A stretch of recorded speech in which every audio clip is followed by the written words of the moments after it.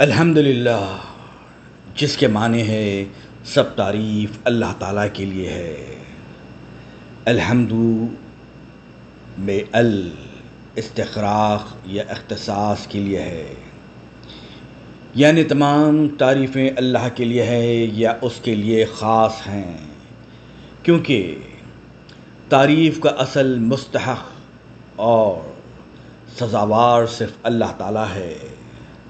کسی کے اندر کوئی خوبی، حسن یا کمال ہے تو وہ بھی اللہ تعالیٰ کا پیدا کردہ ہے، اس لیے حمد یعنی تعریف کا مستحق بھی وہی ہے۔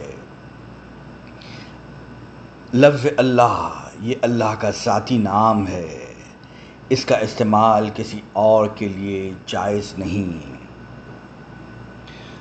الحمدللہ یہ کلمہ شکر ہے، جس کی بڑی فضیلت احادیث میں آئی ہے۔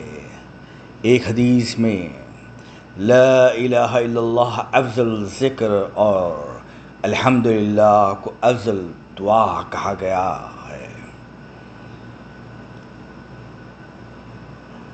صحیح مسلم اور نسائی کی روایت میں ہے الحمدللہ تملأ المیزان، جس کے معنی ہے الحمدللہ میزان کو بھر دیتا ہے۔ اسی لیے ایک اور حدیث میں آتا ہے کہ اللہ اس بات کو پسند فرماتا ہے کہ ہر کھانے اور پینے پر بندہ اللہ کی حمد کرے۔